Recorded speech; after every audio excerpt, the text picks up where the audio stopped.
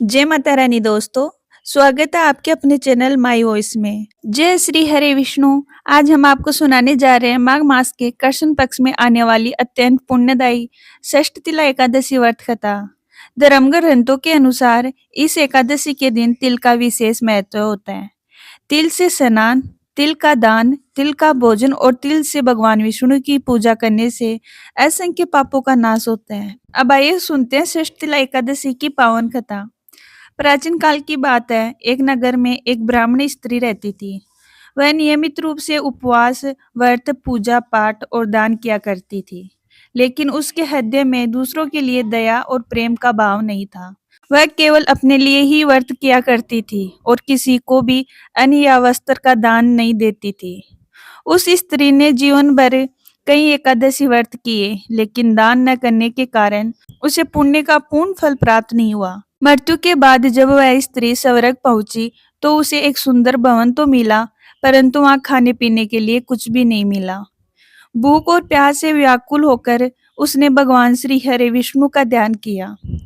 भगवान विष्णु प्रकट हुए और बोले, हे ब्राह्मणी, तुमने जीवन में व्रत तो बहुत किए, लेकिन दान और करुणा का भाव नहीं रखा।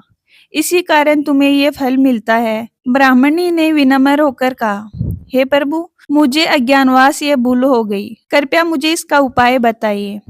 तब भगवान विष्णु ने कहा, तुम पुनः पृथ्वी पर जाकर माघ मास की कृष्ण पक्ष की एकादशी अर्थात षष्ठ तिला एकादशी का व्रत करो।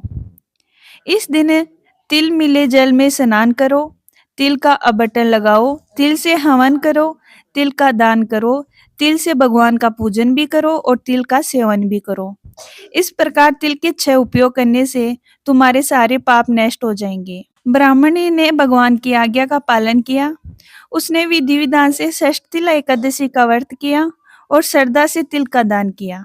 व्रत के प्रभाव से उसके सारे दोष समाप्त हो गए और उसे अक्षय पुण्य की प्राप्ति हुई। मृत्यु के पश्चात वह विष्णु लोक को प्राप्त हुई और वहां सुख समृद्धि से रहने लगी। इस कथा से हमें यह शिक्षा मिलती है कि केवल व्रत करना ही पर्याप्त नहीं है, दान, करुणा और सेवा भी आवश्यक है। तिल से किया गया दान विशेष पुण्य देता है। जो भी श्रद्धालु षष्ठ तिला एकादशी का व्रत श्रद्धा और नियम से करता है, उसके जीवन से दरिद्रता, रोग और कष्ट दूर हो जाते हैं। इस प्रकार यह षष्ठ तिला एकादशी व्रत कथा पूर्ण होती है। जो भक्त इस कथा को श्रद्धा से सुनता या सुनाता है, भगवान श्री हरे विष्णु की विशेष कृपा बनी रहती है। यदि आपको ये पावन कथा अच्छी लगी हो तो हमारे वीडियो को लाइक करें, अपने परिवार व मित्रों के साथ शेयर करें और ऐसे ही धार्मिक वीडियो के लिए हमारे चैनल को सब्सक्राइब जरूर करें। जय श्री हरे विष्णु।